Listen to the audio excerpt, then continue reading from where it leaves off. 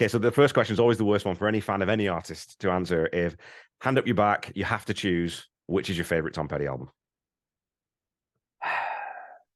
Yeah, man, this is a terrible question. They get worse. I know. Uh, so the first thing I want to say is that an album I've listened to more than any other, except for the one that I wrote about, is Long After Dark. And I think it's an unfairly dismissed record.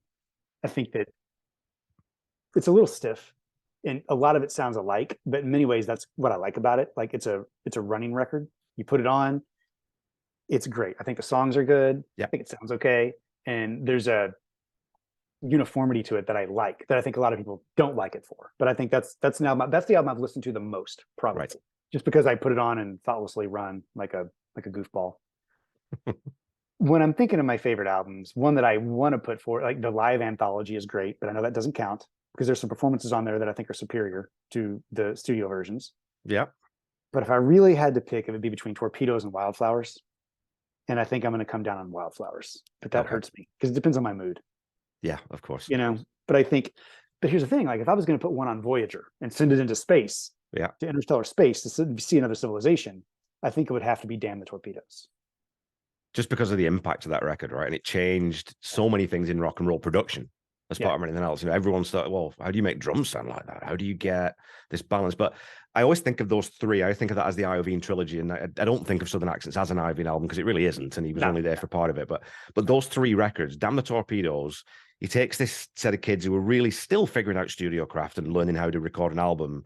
And Denny Cordell was so hands off on the second album. So he comes in now, they've got this taskmaster who's really going to make them work. So you get this brilliant, fantastic collection of songs that comes out of that. Then they take that into Hard Promises. Okay, well, now we know what's expected. Now we can sort of write a little bit more with that in mind. And so that's where I think where you get Long After Dark is now the culmination of that process of learning how to do this. And then it's like that epitome of some of it, I think maybe does sound a little bit samey because they're so good at doing writing songs and recording them. Yeah. Yeah, man, I think of that as a trilogy as a way I hadn't actually thought about it. And that makes perfect sense. I think that's right. That feels right to me. Yeah. Yeah. What's your favorite? I tend to go to Wildflowers mostly because that's the one that really, that was when Tom Petty became the genius. Because I went back and I sort of, because I knew him peripherally, and I actually got into him mainly through the Wilburys, really, because my dad's a huge Beatles fan, and so was I. And so that association, well, who's this Tom Petty guy who's hanging out with Jeff Lynne, Roy Orbison, Dylan, and you know what I mean? Like, who's this guy? So I got into him and sort of listened to it. But then I went back I think it was about 7 or 8 years ago, and thought, well, I'll do a deep dive. I'll start with the first album and I'll just work my way forward. Of course, get to Damn the Torpedoes. Wow, Hard Promises, I love it. When I got to Wildflowers, that was like okay, so this guy's not just a rock and roller. He's not just writing disposable pop songs, or he's not any one thing. He's got this huge array of things that he can talk about and ways to talk about them. So that's the one I usually go to. Plus, it's a double album, so you get two for the price of one. So. Yeah, twice as much. Yeah. Okay, question 2: Mudcrutch or the Traveling Wilburys? No, Wilburys. Wilburys. Yeah, easy one for me. There's something that I just don't find myself attracted to about a lot of the Mudcrutch stuff. Okay. I can't really name it because I've never spent a lot of time trying to think about it. Okay. But I think that the Wilburys was just such a fun little flair of brilliance. Yeah. And I think there are things that are very similar to Mudcrutch. And I think there's very few things that are similar to Wilburys. And so always Wilburys, but when it comes between those two for me. Yeah, that's true. And I always love the stories about, they're sitting around the kitchen table and, Roy Orbison goes to make a cup of tea. And there's just 5 guys who have no ego. They're all musicians. They're all phenomenally successful. And everyone forgets about Jeff Lynne, too, how good Jeff Lynne is. Oh, God. As a songwriter, as a musician, as a producer, at everything. He's just brilliant at everything he does, It's like 70% of the time something comes on some like rock radio station. I'm like, what is that? And it's ELO. Like, oh, well, God, why have I been sleeping on this? Yeah, that guy could write a riff. Yeah. Okay, so as you are a guitarist, if you could join the Heartbreakers on stage for one song, what would it be? And would you just play guitar, or would you play guitar and sing? Is it fair if I give you 2, 1 for each? Sure, absolutely. Because if I was going to sing one, I would get on the stage and sing The Waiting. Oh, God, how good would that feel? Yeah. So much fun. Such a perfect song.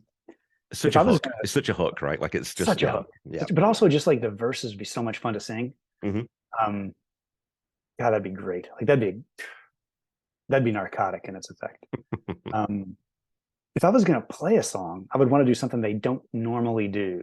It would be Straight Into Darkness. But not that they don't do it, but something about Straight Into Darkness that they don't do. Like on the live anthology, in the breakdown between the second and third verse after the chorus, after the bridge, there's a moment where they're just kind of vibing, and then Tom himself plays a few little notes. Yeah. Not really a solo, but what I would like to do is during that sort of vibing breakdown, just like trade solos with Mike. That would be so fun. Just not like, not a battle, but just sort of like to play with, to play. It's called playing, right? And just play with him over that track, which they don't usually do. Like they don't. I don't remember. I've never heard him like sort of like let Mike Campbell go. He's tasteful, so he never goes crazy, really. Yeah. But to like just let him off the leash there and like be off the leash with him during that part of that song, which I think is an incredible song, would be a lot of fun. And around that chord progression would be great. Yeah, because it's again another one of those underrated gems that if you're not a Tom Petty fan, you probably don't know that song. And it's like, oh man, it's one of the ones I'd give. It's on a playlist I'm going to give to someone who doesn't listen to Tom Petty and say, listen to this. It's on all of those. So it's such a brilliant song. Anyways, yeah. If you're gonna do drums, would you be Stan or Steve? Which song would you pick? Well, it depends how I have to play like him, because I can't play traditional grip, so I can't play like Stan. So a lot of those fills become different because when you fill, Buddy Rich talked about this for years. The guys who match grip, you don't fill the same as someone who's traditional grip. So I'd probably go with, honestly, if I could play it, and I still haven't got it down pat, but Fault Lines.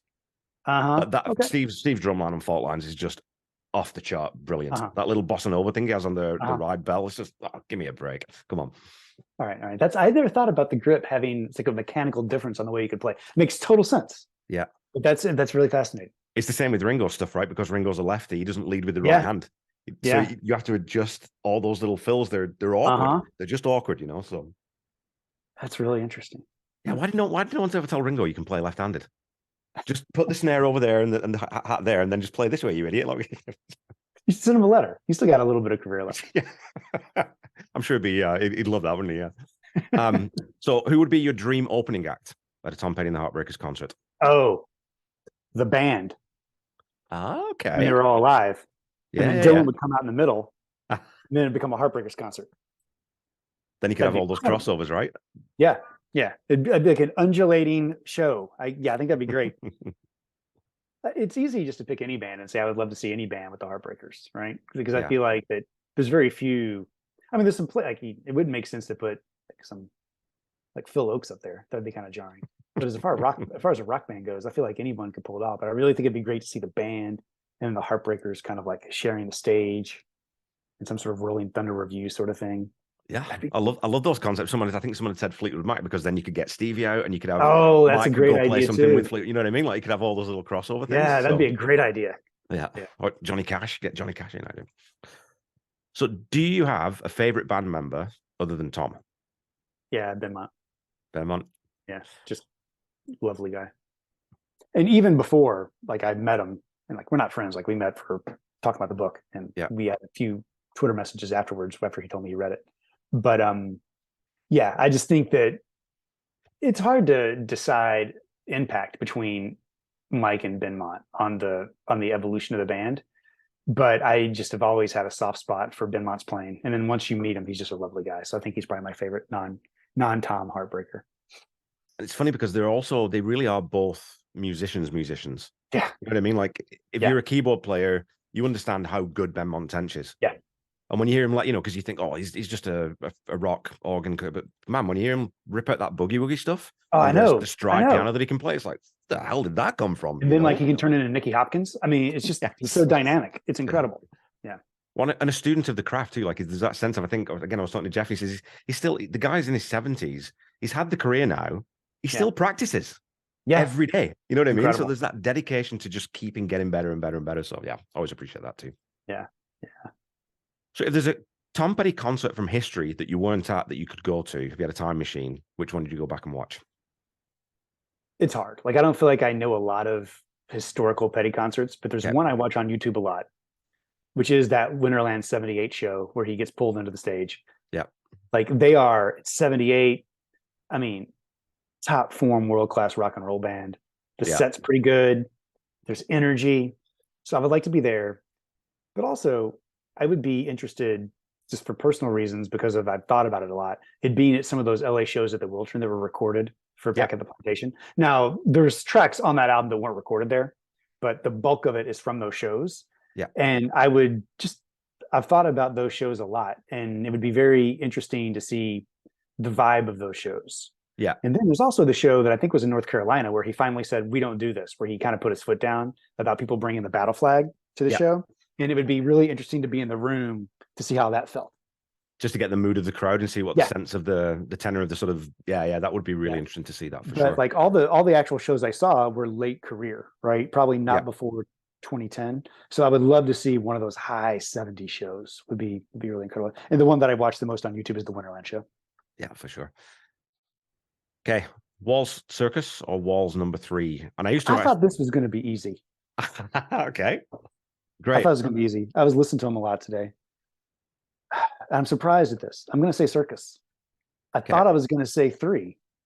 And I still prefer the vocal performance on 3, which is much more laid back, much softer. And I used to think I liked the Jingle Jangle Birds vibes from 3. Yeah. But today it was Circus. I prefer the vocal performance and the vocal layering, the backing vocal that's along with them in the chorus. Yep. On 3, but I think that Circus is the one that I prefer right now. What do you think? Like, this is your Rorschach test. So what does it mean about someone when they answer one way or the other about this? I think what I've learned is it means that I'm wrong. Because when I wrote this question, I assumed everyone would say 3 because to me, well, just because I think that's the bones of the song. It's like you said, right? Yeah, it is. That's the way Tom wrote it on an acoustic guitar. Yeah. That's what he would have brought into the studio to work up for sure, right? Yeah. So that's when I like those performances. And my favorite performance of it is the PBS special, where he's got the black polo neck on, and he comes out and says, "Everywhere I look is me." You know, he does that thing, and you've got Scott Thurston's the harmonies, these things on that version are just absolutely beautiful. But going back and listening to Circus again, I didn't really listen to Circus much. I thought, well, 3 is superior. Why would I listen to both versions? You go back to listen to Circus, and it's just got so much energy and charisma. There's so much character to that version of it. It's punchy. Yeah. And it's got Lindsey Buckingham, who can sing a little bit, you know. So. Yeah, a little bit. But yeah, I thought it was going to be hands down. It was going to be 3. Yeah. Like when I saw that you were going to probably ask me about that, I was like, oh, come on, that'll take 7 seconds. And then I started to listen to them, but then I had them open on I had one open on YouTube, one open on my music app, and just listening to song by verse by verse, second by second. Yep. And when it comes down to it, I think that Circus is the one that right now that I like more. But again, the vocal performance on 3 is, I like the mellowness of it. Yeah. Yeah. Okay, so what song, if you have one song, what song do you most frequently recommend to people who don't know Tom's music? And I'll couch this a little bit by saying that I think you would struggle to find anyone who doesn't know any Tom Petty music, but if you've got someone who's somewhat indifferent, what deep cut would you give them maybe? I'm going to change the question. Deep cut. Okay. So I'm going to push back against the construction of the question. Okay. You've already addressed part of it, which is how are you going to find someone who doesn't know Tom Petty that you want to be friends with, that you even care about exploring? The second thing is I feel like you've got to know what kind of person you're dealing with. There we go. Right. So there's some folks who don't really care about rock and roll that you might want to still have in your life. And there's some folks who don't really care about acoustic guitars that you still might want to have in your life. Right. So I think that the deep cut changes it a little bit. My initial response would have been for folks who are rock and roll people who like electric guitars would be American Girl. Yeah. And then on the other side, it would be Free Fallin'.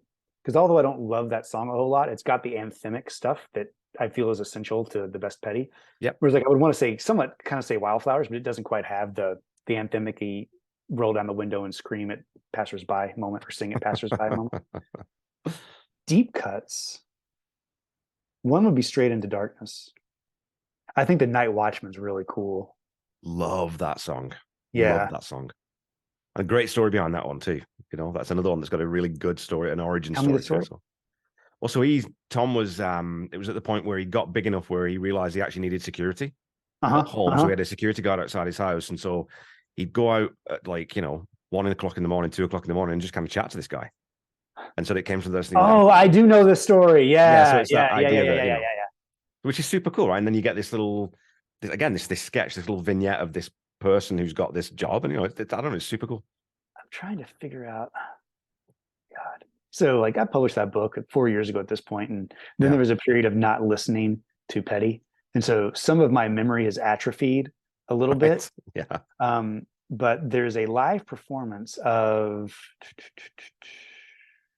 on the anthology, the first live anthology. Mm-hmm. Oh, yeah, man. The live performance of The Wild One Forever. Oh, there we go. Yeah. I actually talked to Ben Mon about that song, and he said it's not a song they performed a lot because it was hard for him to hit the note a lot. Yep. But on that sort of original live anthology thing, the performance is incredible. And I would defy anyone who has any substance to listen to that song and not be affected by it and not become a fan. So that might actually be the sort of full acid test for if this is someone who's going to be a Petty fan, because it's such a beautiful performance of an incredible song. Great. And off the first album. Like, think about that. Just some of those songs on that first album. And I go back to this sometimes with, fans tend not to be, I don't listen to American Girl a ton because I've heard it so many times. It's just there, right? And it's the same. I don't listen to Bohemian Rhapsody very much. I don't listen to Stay Away very much. Yeah. You tend to drift into the deep cuts. But when you do go back and listen to American Girl or Breakdown or The Waiting or Refugee, it's like, that's just a really, really well-written song. Yeah. It's it's not like American Girl. It's lean. There's no fat on those bones. Every part, it's interesting because the drums were mic'd with one overhead. Like, that's just a weird way to record drums. So there's all those elements to it that are just very, very clever and very, very cool. And they're easily dismissed just because, it's just simple. It's hard to write simple sometimes, like it's totally hard to write simple. Yeah. Yeah. One thing I'll say is like, I don't really put those songs on anymore. I never intentionally play those songs at this point, but I never, if I'm flipping through the radio and they come on, I never flip past them. Absolutely. Okay, your last question in this set is describe Tom Petty in 3 words. And being a writer, this should be easy, right? Essential American musician. Beautiful, beautiful. We've got 2 adjectives. 1 noun, perfect. It's funny too because I get some people answer that with like a phrase or 3 words that actually fit together. And then some people just sort of will itemize qualities. So I do find that one interesting to see how people's brains work sometimes. What are some of the things to say? But what do I? Well, like something would be like sorry, passionate, creative, authentic. So I knew you were going to say authentic. And so here's some of those question, right? Okay, go ahead. So how does authenticity read for a guy that entirely reinvented himself, right? Who goes from being who put himself forward once he got out to LA as a Southern Californian, and then like donned the garb of the Southerner. And then in reaction to that, went back to being the Southern Californian, right? Which the allegiance to regionalism is interesting. Yeah. Right. Because Southern California is also a very distinct region, and he became a Southern California guy, right? Yeah. I feel like, to rip off a phrase like the title of a book by Lionel Trilling, there's a difference between authenticity and sincerity. And I would find him more sincere than authentic, because I think a lot of the stuff that people think are authentic about him is kind of performative. Okay. I think the identity stuff is not the identity within the expression of the music, but the public. Yeah, the persona. The persona, yeah, that's the word I was looking for. Thank you. I feel like the persona is pretty much just all performative, right? So it's funny that people are always like, he's so authentic. Yeah, that's interesting. That's an interesting way of thinking about it, because I think there's it's sincerity in a way, sort of authenticity of intent. Does that make any sense? But wow, sincerity is authenticity of intent. That's incredible. Something along those lines. But because I always get a bit frustrated because I know people. I'm a big Foo Fighters fan, and I really like Dave Grohl because he's got that same kind of quality where you just you kind of believe him, right? Yeah. And people say, "Oh yeah, but that's just it's a front he's putting on." It's like, okay, but if it is, at least it's a nice one. At least it's an empathetic one. At least it's you know what I mean? It's at least a humble one. I'd rather that than the David Lee Roth kind of approach to authenticity, right? So yeah, you're authentic. You're authentically a jackass. So. I'm going to be careful what I say. I've got very good friends who do a Van Halen podcast, and we have the Hagar versus Roth, and we kind of make apologies for Gary, but the Hagar versus Roth thing is a good argument to have. That make apologies for Gary Sharon. Yeah, poor guy. I mean, look, where's he going to go from Nuno Betancourt? Right, he had to go to Eddie Van Halen. That's really the only way up. Yeah. I I feel like the debate, the Van Hagar Van Halen debate, is going to be never ending. Of And course. honestly, I don't feel like I have to pick. I think that they're both super fun.